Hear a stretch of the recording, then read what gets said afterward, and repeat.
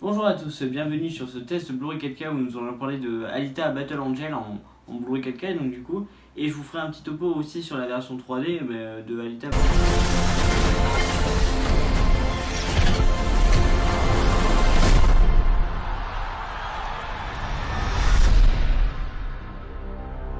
Donc maintenant je vais vous parler des specs techniques, donc je vais vous dire comment le film a été tourné, etc.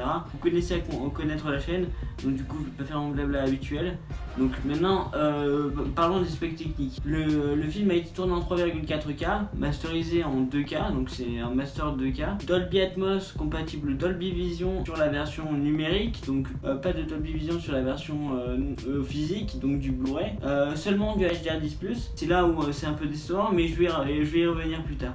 Donc audio en DTS pour le français et Dolby Atmos pour l'anglais, donc comme d'habitude, ça change pas. En soi c'est des specs assez basiques. Maintenant je vais vous parler de comment je l'ai vu, etc.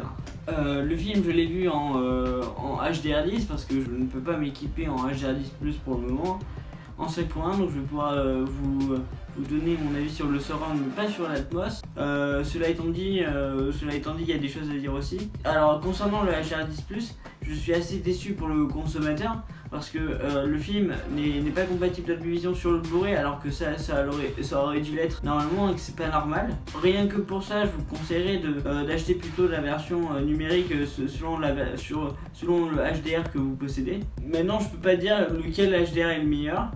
Donc voilà, si vous achetez ce Blu-ray en HDR, je ne vous conseille pas de l'acheter, très clairement.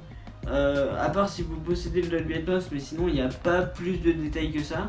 Donc il n'y a vraiment pas beaucoup de choses qui permettent de l'acheter. J'ai trouvé que le HDR10 était beaucoup trop sombre et justement n'était pas comme on l'avait vu au cinéma. Au cinéma on avait les couleurs plus pétantes. Je vous laisserai une vidéo dans la description qui vous montre un peu l'étendue des dégâts parce que c'est vraiment on pourrait rater. J'ai l'impression que l'étalonnage est loupé, le HDR est loupé. Après le HDR a des propriétés de fait de ne pas cramer l'image. Le problème c'est que le HDR10 n'est pas dynamique. Du coup on se retrouve avec une image beaucoup trop sombre. J'aurais préféré que l'image soit un petit peu plus élevée, peut-être un petit peu plus cramée, mais qu'on garde un aspect, qu'on ait l'impression de regarder le film qu'on regarde quoi. Cela étant dit, la version 3D, ce n'est pas la même musique.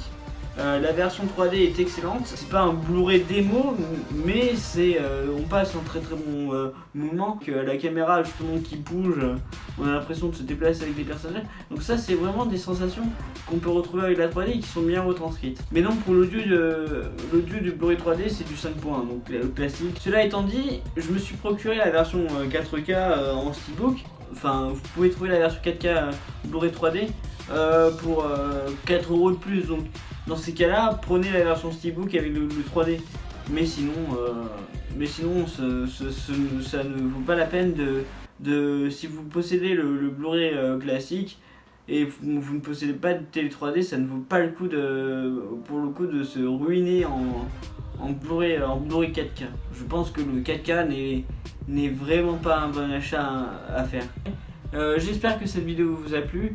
N'hésitez pas d'ailleurs à lâcher un petit pouce bleu et à aller voir la chaîne que je vous aurais mis dans la description.